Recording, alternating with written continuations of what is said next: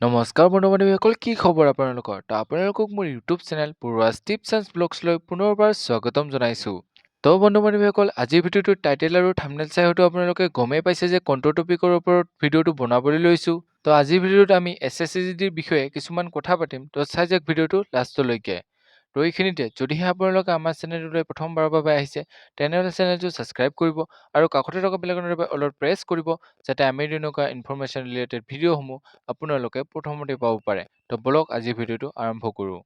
তো বন্ধু-বান্ধৱীসকল, আপোনালোকে হয়তো জানে যে এইবাৰৰ SSCGDৰ এনচাৰ কেসমূহ 15 জুন তাৰিখে আহি গৈছে আৰু এনচাৰ কে অহাৰ লগে লগে দেখা গৈছে যে বহু কেণ্ডিডেটৰে এনচাৰ কেসমূহ ভুলকৈ আহিছে আৰু এনচাৰ কে ভুল অহাৰ লগে লগে বহু কেণ্ডিডেটৰে নিজৰ মাৰ্কসমূহ কমি গৈছে। তো মাৰ্ক কমাৰ লগে লগে যিহেতু তেওঁলোকৰ এটা চিন্তা হৈছে যে তেওঁলোকৰ এইবাৰৰ ফিজিকেল টেষ্টত নাম আহিবনে নাই।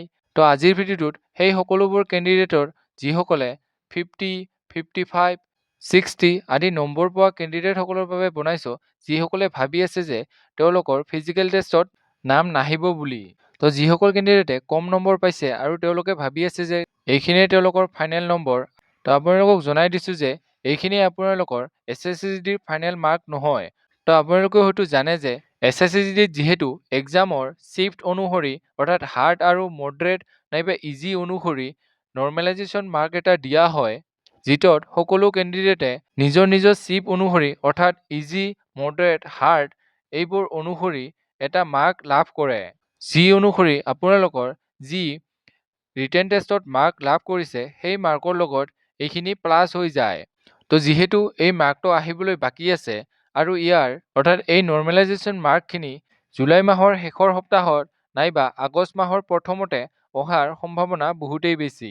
তো যিহেতু এই নৰ্মেলাইজেশ্যন মাৰ্কখিনি যোগ হৈয়েই ফিজিকেল টেষ্টৰ বাবে নাম আহে, গতিকে যিসকলে 45, 50, 55 আদি নম্বৰবোৰ পাইছে তেওঁলোকেও ফিজিকেল টেষ্টৰ বাবে এতিয়াৰে পৰা প্ৰস্তুতি চলাই থাকক। তো এই নৰ্মেলাইজেশ্যন মাৰ্কসমূহ আগতে কোৱাৰ দৰে জুলাই মাহৰ লাষ্টৰ সপ্তাহত নাইবা আগষ্ট মাহৰ প্ৰথমতে আহিব আৰু ইয়াৰ ৰিজাল্টসমূহ আগষ্ট মাহতেই আহি যাব। তো যিহেতু ফিজিকেল টেষ্টৰ বাবে বহুখিনি সময় আপোনালোকে পাইছে, গতিকে যিসকলে ফিজিকেল টেষ্টৰ বাবে একেবাৰে প্ৰেক্টিছ কৰা নাই, তো আপোনালোকে লাহে লাহে প্ৰেক্টিছ কৰিবলৈ আৰম্ভ কৰি দিয়ক, যাতে আপোনালোকে ইয়াৰ ফিজিকেল টেষ্টটো ভালদৰে কোৱালিফাই কৰিব পাৰে। তো ইয়াৰ ফিজিকেল টেষ্টত দৌৰিব কিমান লাগে, হাইট কিমান লাগে, জেনেৰেল OBC MOBCৰ হাইট কিমান লাগে, চেষ্ট কিমান লাগে, সকলো ডিটেইলছ সহকাৰে আপোনালোকৰ বাবে ভিডিঅ' বনাই দিম। তো আপোনালোকে চেনেলটো ছাবস্ক্ৰাইব কৰি থ'ব।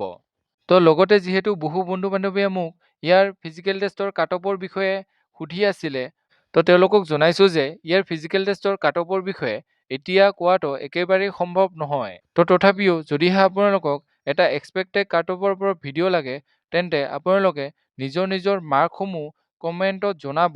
তো আপোনালোকৰ বাবে এটা এক্সপেক্টেড কাটঅফৰ ওপৰত ভিডিঅ' বনাই দিম। তো এইখিনি আছিল আজি ভিডিঅ'। যদি ভিডিঅ'টো চাই ভাল পালে তেনেহ'লে লাইক কৰিব, কমেণ্ট কৰিব, বন্ধু-বান্ধৱীসকলৰ লগত ভিডিঅ'টো শ্বেয়াৰ কৰিব আৰু এনেকুৱা ধৰণৰ জব ইনফৰমেশ্যন ৰিলেটেড ভিডিঅ'সমূহ পাই থাকিবলৈ আমাৰ চেনেলটো ছাবস্ক্ৰাইব কৰিব। তো আজিলৈ ইমানেই। জয় হিন্দ, জয় আই অসম।